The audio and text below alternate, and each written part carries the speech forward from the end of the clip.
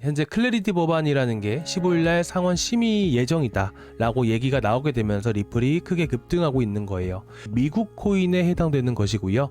미국 코인의 대표적인 코인이 바로 리플을 빼놓고 볼 수가 없겠죠. 출금량이 더 늘어나고 있죠. 이 말인즉슨 어떤 의미일까요? 현재가 고점이 아니다라는 거예요. 자, 저번 시간에는 저희 구독자분들과 함께 거래소 입금량, 거래소 보유량에 대해서 같이 분석을 했었었죠. 그래서 거래소 보유량을 우리가 보는 이유는 전체적으로 리플 세력에 대한 흐름들을 우리가 파악을 하기 위해서 보아야 된다라고 말씀을 드렸습니다. 그래서 거래소 보유량이라는 게 급감을 하게 되었을 때는 매집의 의미가 강하다라고 말씀을 드렸고요. 반대로 거래소 입금량이라는 게 급증했던 시기들은 모두 어떻게 됩니까? 바로 입금량이 급증을 했을 때는 초록 색깔을 의미하게 되는 것이에요. 자, 그래서 이 초록 색깔이 증가하는 시기는 말 그대로 세력들이 물량을 던지고 있구나 라고 보시는 게 좋습니다. 자, 오늘 혹시라도 처음 보시는 분들도 계시기 때문에 이제 제가 다시 한 번 더 말씀을 드릴게요. 여러분들은 이제 리플을 매수를 하신 분들은 이제 리플을 어디에다가 보관을 하시나요? 보통 업비트에서 매수를 많이 하시고요. 빗썸도 많이 매수를 하시고 거래소에다가 그대로 두시죠. 지갑에다가 이체를 시키지 않아요. 그죠? 근데 이런 세력이나 고래들 같은 경우에는 몇 천억 단위로 매수를 많이 진행을 하기 때문에 이런 리스크 있는 거래소 지갑에다가 보관을 두는 게 아니고요. 보통 매수를 하고 나서 지갑에다가 보관을 하게 됩니다. 그래서 이렇게 지갑으로 이체를 시킨다. 거래소에서 출금량이 확대된다는 것은 매집의 의미를 갖게 되는 것이고요. 마찬가지로 이런 지갑에서 리플이 엄청나게 급등을 했어요. 세력들이 급등을 시킨 거예요. 그리고 나서 이렇게 어느 정도 자기들이 보고 있는 목표가에 도달을 하게 되면 어떻게 될까요? 당연히 물량을 차익 실현을 하겠죠. 차익 실현을 할 때는 반대로 물량을 지갑에다가 보관했던 걸 어떻게 돼요? 거래소로 보내게 되겠죠. 그래서 보통은 이렇게 조정 시에는 출금량이 급증을 하게 된다. 그리고 급등을 할 때는 입금량이 그래서 급증을 하게 되는 것입니다. 자, 그러면 지금 현재 상황은 어떨까요? 보시면 자, 출금량이 엄청나게 급증하고 있다는 것을 알 수가 있죠. 리플이 지금 현재 바닥 구간에서부터 정말 크게 올라왔습니다. 무려 지금 30%나 급등을 보여준 거잖아요. 그런데 이 정도 와서 이렇게 고점이 드러난 거였다면 입금량이 급증을 해야 되는데 지금 보시는 것 같이 오히려 출금량이 계속해서 급증하는 이런 흐름들을 유지해주고 있는 게 보이시지 않나요? 자, 다시 한 번 더 보겠습니다. 항상 고점이 만들어질 때면요, 단기적이든 중기적이든 간에 보시면 어때요? 고점이 만들어질 때면 입금량이 폭발적으로 급증하고 있다는 것을 알 수가 있어요. 그렇잖아요. 근데 지금 보시면 어떤가요? 출금량이 더 늘어나고 있죠. 이 말인즉슨 어떤 의미일까요? 현재가 고점이 아니다라는 거예요. 더 크게 급등할 가능성이 매우 높다라는 거예요. 그래서 차트를 보고 판단을 하신 분들 같은 경우에는 이전에 거래가 많이 터졌던 만큼 뭐가 많습니까? 바로 매물이라는 게 많아요. 그쵸?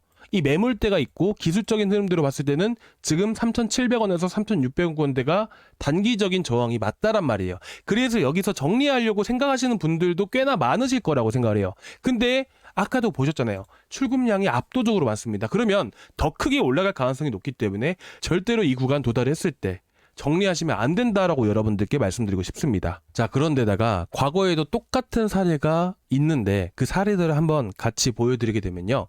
이 당시가 바로 2021년도 7월 달이었습니다. 그 당시에 거래소 입금량과 출금량을 보시면 어떤가요?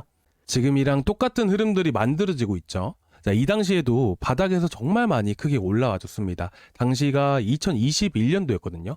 2021년도 언제였냐? 바로 7월달, 8월달이었어요.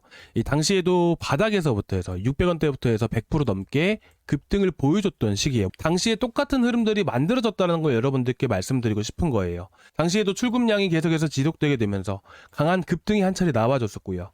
이 바닥에서 여기까지 올라가는데 대략 한 30% 이상씩은 올라와 줬습니다. 그리고 이 구간 안에서 횡보를 보이다가 출금량이 계속해서 확대된과 동시에 더 추가적인 급등이 나와줬었죠. 이 바닥에서부터 여기까지 올라가는 게 100%가 넘었었습니다. 그리고 고점 구간에 형성이 되었을 때 어땠나요?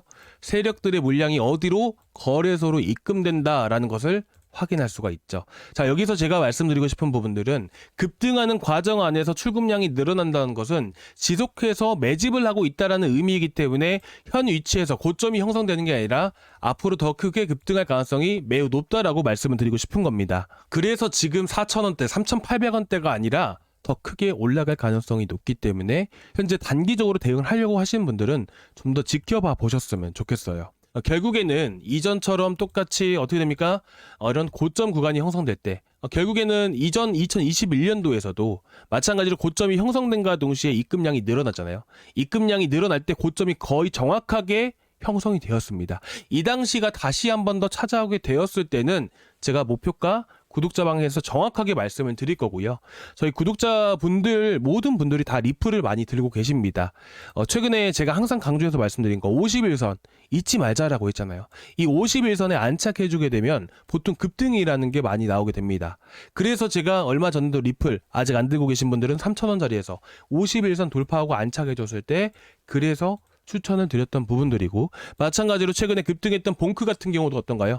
이 51선에 안착해주고 나서 더 크게 움직였었죠. 30% 넘게 움직였습니다. 자, 오늘 급등했던 솜니아 같은 경우는 어떤가요? 51선 안착해주자마자 급등 나와주고 있는 것이고요. 그래서 오늘 제가 이 51선 구간, 이 솜니아 같은 경우에는 390원이 정확하게 51선 구간이잖아요.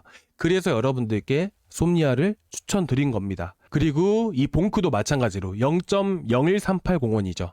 자, 이 구간이 바로 여기입니다. 51선 돌파하기 직전인 자리들이에요. 그래서 여러분들께 51선이 정말 중요하다는 걸 말씀드리고 싶은 거예요. 그리고 지금 오늘 같은 경우도 어떻습니까? 디카르고, 자, 그리고 보라 같은 경우도 급등을 보여줬었잖아요. 보라도 보시면 어저께 급등하고 나서 재돌파하자마자 또 다시 한 번 더 시세 주죠. 그러면 51선 구간에서만 우리가 정확하게 타점 잡아서 들어가기만 했었어도 지금 보시다시피 최소 20%는 수익을 볼 수가 있는 코인이었다는 부분들이죠. 그래서 이런 세력들에 대한 매도량이 나왔을 때 여러분들께 매도가도 잡아드리고, 그리고 지금 이 시기가 이제 전체적으로 반등이 나오는 시기라서 단타를 해야 되는 시기예요. 그래서 이런 흐름들을 보게 되면서 제가 내일 같은 경우는 디카르고도 마찬가지죠. 자, 보라도 한 차례 상승 나오고 51선 지지해주고 돌파하면서 다시 한 번 더 급등 나오듯이 내일 흐름 보고 또 다른 코인들, 급등할 수 있는 코인들 또 잡아드릴 겁니다. 그래서 여러분들이 지금 이 시기 단타를 반드시 해야 되는 시기니까 꼭 놓치지 않으셨으면 좋겠고요. 지금 51선 맞다 왔다고 매수를 하는 게 아닙니다. 다시 한 번 더 내려왔다가 돌파하는 구간에서 강한 시세가 나오게 돼요. 그래서 우리는 이 타점들을 노려야 됩니다. 디카르고 외에도 다른 코인들도 준비를 하고 있기 때문에 내일도 기대해 주시기 바라고요. 그러니까 저희 구독자방 계속해서 체크하고 봐주셨으면 좋겠고, 아침에 보통 많이 나가거든요. 그래서 아침에만 조금 시간 좀 내주세요. 자, 그래서 저희 구독자방은 뭐 구독자분들 다 들어와 계시지만 오늘 처음 보신 분들, 안 들어와 계신 분들 같은 경우에는 저희 고정 댓글란에 링크가 하나 있습니다. 이 링크를 타고 들어오시면 되시는데, 이 링크를 클릭을 하시면 이 페이지가 나오게 돼요. 여기서 실시간 소통방 입장 이거 하나만 눌러주시면 안녕하세요 코인아빠입니다 하고 제가 문자로 저희 구독자방을 전달 드리고 있습니다. 그래서 구독자방 링크를 보내드리면 클릭을 하고 들어오시기만 하시면 되시거든요. 그래서 클릭을 하고 들어오시면 지금 보고 계시는 저희 구독자방에 바로 들어오실 수가 있으세요. 그래서 지금 저희 구독자방에 들어오시면 뭐 들어오셨다라고 말씀을 해주시고, 단타 원하시면 바로바로 또 말씀을 해주시고요. 혹여나 걱정되시거나 고민되시는 코인들 있으시면 언제든지 말씀을 해주세요. 그러면 제가 코인 상담도 같이 해드리고 있으니까 말씀해주시면 바로바로 또 답변 드리도록 하겠습니다. 자, 그리고 이제 지금 리플이 엄청나게 많이 급등을 하잖아요. 사실 51선 돌파했다고 해서 안착해줬다고 해서 급등이 나오는 게 아닙니다. 여러분들도 아시겠지만 현재 클래리티 법안이라는 게 15일날 상원 심의 예정이다 라고 얘기가 나오게 되면서 리플이 크게 급등하고 있는 거예요. 이 클래리티 법안이라는 것은 여러분들도 아시다시피 미국 코인에 해당되는 것이고요. 미국 코인의 대표적인 코인이 바로 리플을 빼놓고 볼 수가 없겠죠. 당연히 이 법안이라는 게 상원 심의에 당장에 통과가 되긴 어렵지만서도 이 심의에 들어갔다라는 것만으로도 리플의 호재가 될 수밖에 없는 것이고요. 이에 대한 자세한 내용들은 여러분들도 보셔서 아시겠지만 지금 보시면 암호화폐 시장 안에 기관들의 자금들이 크게 유입되고 있지는 않습니다. 물론 리플뿐만 아니라 물론 이더리움이라든지 뭐 비트코인으로는 좀 많이 운영이 되고 있는 부분인 건 사실이지만, 이 클래리티 법안 자체가 통과되게 되면 미국 코인으로도 사실상 많은 자금들이 유입이 될 수밖에 없어요. 그래서 지금 보시다시피 7% 수준에 그친다라고 되어 있죠. 이게 14%, 20%, 30%까지만 늘어난다 해도 사실상 이 암호화폐 시장에 엄청난 자금들이라는 게 유입이 되는 부분이기 때문에 사실 이 리플의 큰 호재가 될 수밖에 없습니다. 그래서 이 15일날 과연 어떤 얘기들이 나오는지 저는 이게 가장 중요하다라고 생각을 해요. 그래서 이 한 번에 뭐 상원 심의이기 때문에 상원을 통과하고 하원 통과하고 대통령 서명까지 이어지는 부분들이라서 시간이 조금 걸리겠지만서도 이런 호재들 자체가 리플에게는 강세를 보여줄 수 있는 호재로 이어지기 때문에 여러분들이 리플 같은 경우는 단기적으로 보시지 마시고 좀 더 중장기적인 관점으로 보신다면 정말 큰 수익 또 좋은 시기가 찾아와서 큰 수익 보실 수 있을 거라고 저는 생각을 하고 있습니다. 자, 오늘 여기까지 준비했는데 조금이나마 도움되셨다면 구독과 좋아요 한 번씩 부탁드리고요. 다음 시간에 또 뵙도록 하겠습니다. 감사합니다.